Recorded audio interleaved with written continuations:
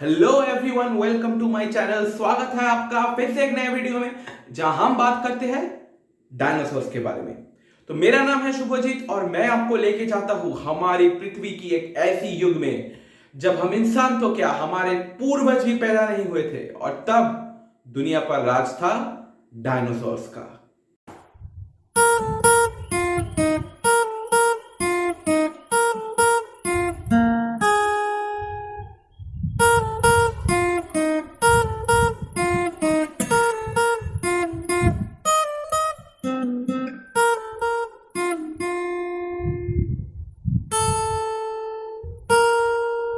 Jurassic world dominion का हम सबको बेसब्री से इंतजार है। 22 जून 2022 को जुरासिक फ्रेंचाइजी का ये फाइनल फिल्म रिलीज होने वाला है। मगर रिसेंटली इस फिल्म का एक 5 मिनट लंबा प्रीव्यू आया है जो कि आईमैक्स में फास्ट एंड फ्यूरियस मूवी शुरू होने से पहले दिखाया जा रहा है। अब यहां पे तो कोरोना वायरस के वजह से थिएटर्स बंद है, मगर YouTube में पूरा 5 मिनट का प्रीव्यू लीक हो गया है। इस प्रीव्यू में 6.5 करोड़ साल पहले की डायनासोर्स के सीन्स दिखाए गए हैं और यहां पर एक सीन बहुत ही शानदार है। वो है एक टीरेक्स, टिरानोसॉरस रेक्स और जिगैनोटोसॉरस के बीच एक फाइट। जिगैनोटोसॉरस गिगा, आप क्या कहते हैं, जिगैनोटोसॉरस कहते हैं या गिगानोटोसॉरस कहते हैं? मैं तो जिगैनोटोसॉरस कहता हूं। जो भी हो, इस टीरेक्स और जिगानोटोसॉरस के बीच में जो फाइट होता है, ये फाइट सीन प्रीव्यू रिलीज होने के बहुत पहले से ही बहुत हाइप किया गया था और होगा भी क्यों नहीं। दोनों ही सबसे बड़े मांसाहारी डायनासोर्स में से है। जुरासिक वर्ल्ड डोमिनियन का ये इस प्रीव्यू में फैसला बहुत जल्दी हो जाता है। जिगानोटोसॉरस 1 मिनट होने के पहले ही टीरेक्स को मार देता है। मगर अगर असली लाइफ में यह फाइट होता तो रिजल्ट कैसा होता? क्या जिगानोटोसॉरस इतनी आसानी से टीरेक्स को हरा सकता था? आज हम वही देखेंगे। एक तरफ है सबसे खूंखार शिकारी, घर घर में फेमस टिरानोसॉरस रेक्स, डायनासोर्स का शहंशाह, और दूसरी तरफ है मांसाहारी डायनासोर्स में से सबसे बड़ा एक डायनासोर, खतरनाक शिकारी जिगानोटोसॉरस। तो इन दोनों में अगर असली का फाइट हो तो कौन जीतेगा, आइए देखते हैं। तो इस रियल लाइफ फाइट को एनालिसिस करने से पहले एक बात मैं बता दूं। जुरासिक वर्ल्ड डोमिनियन का ये जो प्रीव्यू है, इसमें जो फाइट दिखाया गया है उसको लेकर मेरा कुछ ऑब्जेक्शंस है। देखिए, मैं यहां किसी को क्रिटिसाइज या ऑफेंड नहीं करना चाहता, ये सिर्फ मेरा पर्सनल ओपिनियन है। आपके ओपिनियन मुझसे अलग हो ही सकते हैं, तो आप पर्सनली मत लीजिए। कोई आपके ऊपर ओपिनियन फोर्स नहीं कर रहा, ये बस मेरा ओपिनियन है। सबसे पहले तो प्रीव्यू में बताया गया है कि ये फाइट 6.5 करोड़ साल पहले क्रिटेशियस पीरियड में ही हो रहा है। मगर बात यह है कि क्रिटेशियस पीरियड में टिरानोसॉरस और जिगानोटोसॉरस का लड़ाई तो दूर, एक जगह में एक समय में भी वो नहीं रहते थे। टीरेक्स करीब 68 से 66 मिलियन साल पहले नॉर्थ अमेरिका के पश्चिमी हिस्से में रहते थे, जो उस समय लैरामीडिया नाम का एक आइलैंड था। और जिगानोटोसॉरस टीरेक्स से भी बहुत पहले, करीब 99 से 97 मिलियन साल पहले दक्षिण अमेरिका में रहते थे। तो इन दोनों डायनासोर्स का आपस में मिलना नामुमकिन था। यहाँ पे सिर्फ मूवी की स्टोरी को आगे बढ़ाने के लिए ही इन दोनों को एक साथ रहते हुए दिखाया गया है। दूसरी बात यह है कि इस जिगानोटोसॉरस का डिज़ाइन असली जिगानोटोसॉरस से काफ़ी अलग है। इसका सर असलियत से थोड़ा सा छोटा लग रहा है। इसके स्कल का शेप जिगानोटोसॉरस से ज़्यादा एक दूसरा डायनासोर कैरकैरोडोंटोसॉरस की तरह दिख रहा है।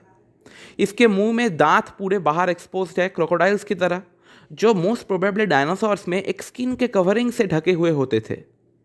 और इसके पीठ पर इतने बड़े बड़े कांटे लगाना ज़रूरी था क्या? ये तो गॉडजिला ज़्यादा लग रहा है। खैर, जो भी हो, मूवी के लिए इतना इंडिपेंडेंस क्रिएटर्स ले ही सकते हैं। और इस टीरेक्स को भी देख लो, एक्यूरेट बनाने के चक्कर में इसे जुरासिक पार्क के टीरेक्स को ही लेकर उस पर कुछ फेदर्स चिपका के दिया है बस। जो भी हो, तो सबसे पहले बात करते हैं इनके साइज और बॉडी प्रोपोर्शंस के बारे में। टीरेक्स और जिगैनोटोसॉरस में कौन ज़्यादा बड़ा था, इस पर बहुत सारे डिबेट्स है, मगर दोनों डायनासोर ही विशाल थे। पहले देखते हैं टीरेक्स को। रीसेंट रिसर्च के मुताबिक टीरेक्स 40 से 43 फीट तक लंबा होता था और वजन में 8 से 9 टन तक।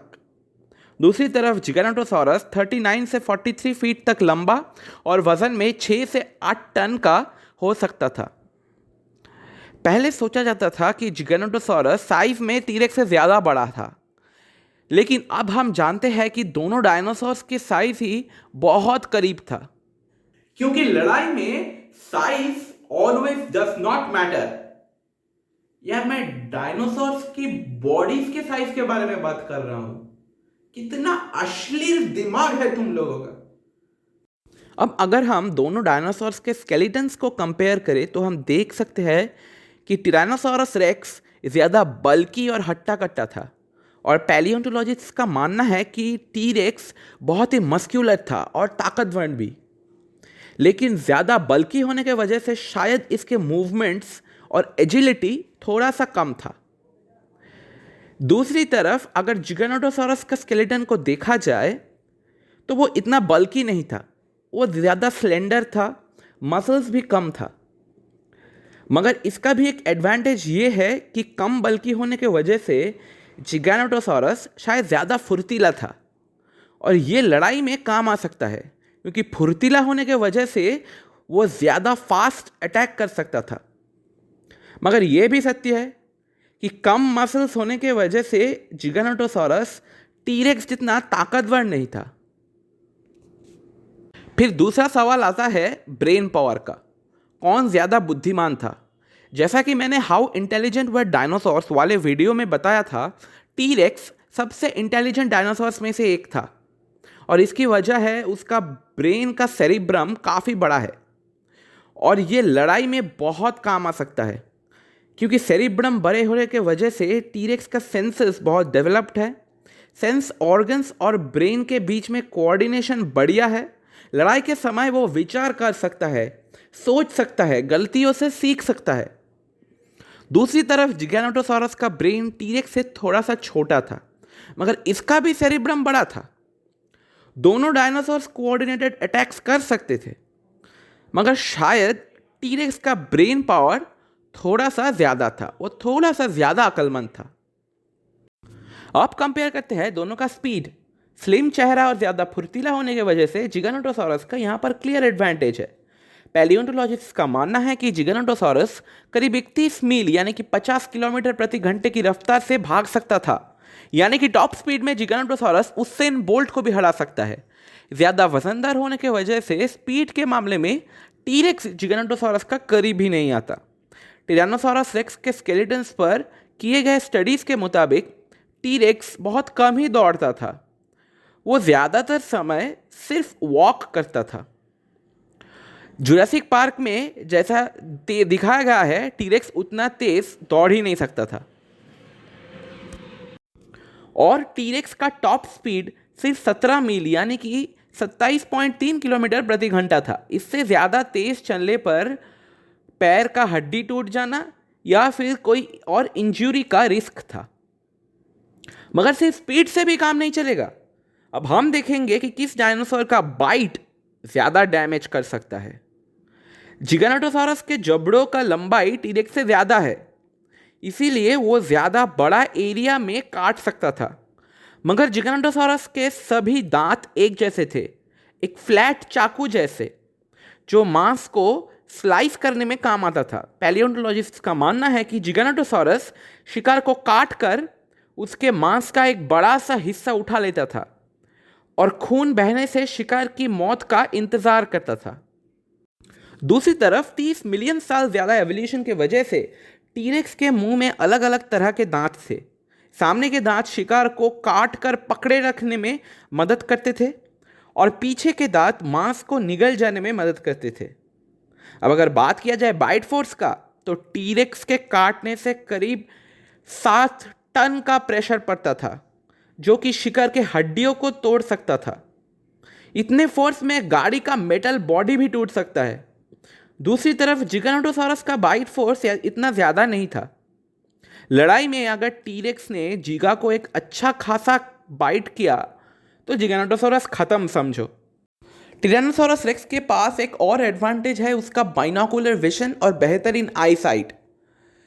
टीरेक्स की दोनों आंखें सामने की तरफ पॉइंटेड था, इसीलिए वो अपना शिकार का पोजीशन बहुत अच्छी तरह से समझ सकता था और उसी हिसाब से अटैक कर सकता था। मगर जिगानोटोसॉरस के दोनों आंखें सर के दो साइड्स में था, इसीलिए देखने के लिए उसे पूरा सर घुमाना पड़ता था। मगर यह भी सही है कि दोनों साइड्स में आंखें होने के वजह से जिगानोटोसॉरस का पेरिफेरल विजन बहुत अच्छा था। तो टीरेक्स अगर जिगानोटोसॉरस को साइड से अटैक करे तो जिगानोटोसॉरस पहले ही टीरेक्स को देख सकता है और खुद को डिफेंड कर सकता है। लड़ाई के समय टीरेक्स ज़्यादातर अपने शक्तिशाली जबड़ों के ऊपर ही निर्भर करेगा अटैक करने के लिए। उसके छोटे छोटे हाथ लड़ाई में कुछ काम नहीं आएंगे। दूसरी तरफ जिगानोटोसॉरस के पास जबड़ों के साथ साथ 3 नुकीले नाखून वाले हाथ भी है और फुर्तीला होने की वजह से वो अपना पैर भी लड़ाई में इस्तेमाल कर सकता है। तो अगर लड़ाई करने के समय टीरेक्स किसी तरह से गिर गया तो उसकी मौत की घंटी बज चुका होगा। तो अब वक्त आ गया है ये देखने का कि ये दोनों सुपर शिकारी डायनासोर्स के बीच अगर लड़ाई हुआ तो जीतेगा कौन। एक तरफ टीरेक्स के पास है जबरदस्त बाइट फोर्स जो कि लैंड एनिमल्स के इतिहास में सबसे ज्यादा है, बड़ा ब्रेन साइज और अकल, एक मस्क्यूलर और ताकतवर शरीर और बेहतरीन बाइनोकुलर विजन। दूसरी तरफ जिगानोटोसॉरस के पास है स्पीड, फुर्तीला स्वभाव और हाथ के नाखून जैसे एक्स्ट्रा वेपन्स।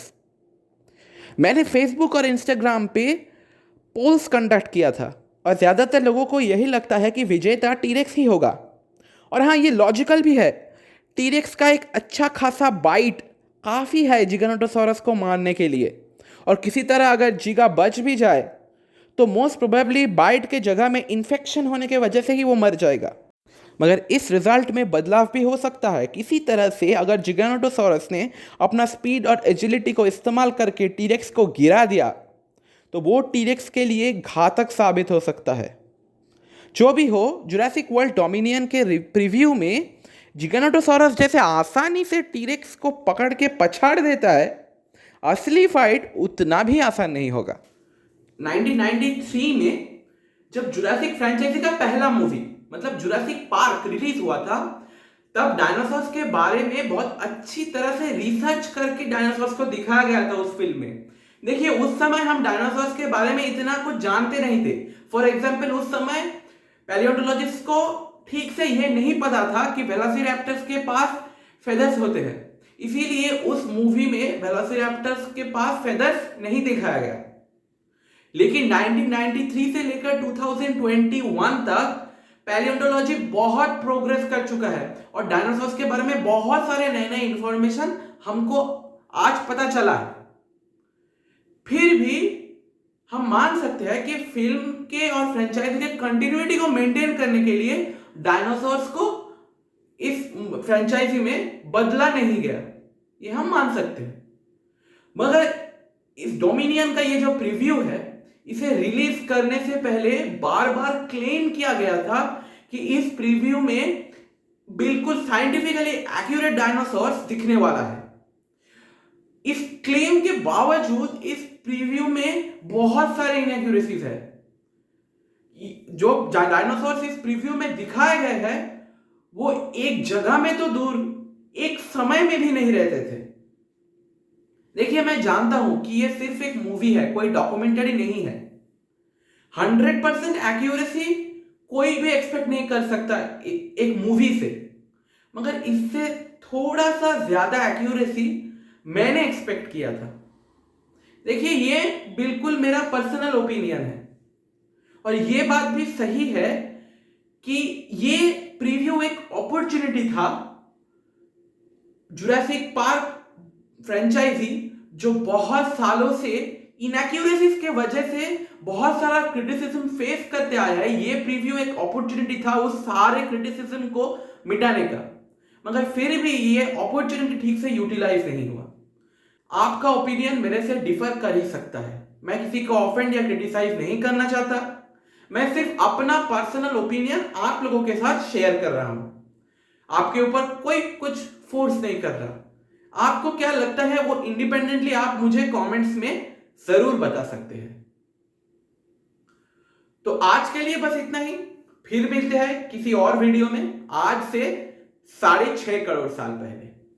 बाय। इस वीडियो को लाइक कीजिए, शेयर कीजिए और सब्सक्राइब बटन को तो यार ऐसे दबाओ जैसे कि तुम्हारा हाथ नहीं डायनासोर का पंजा हो। और हाँ, बेल आइकन भी प्रेस कर देना।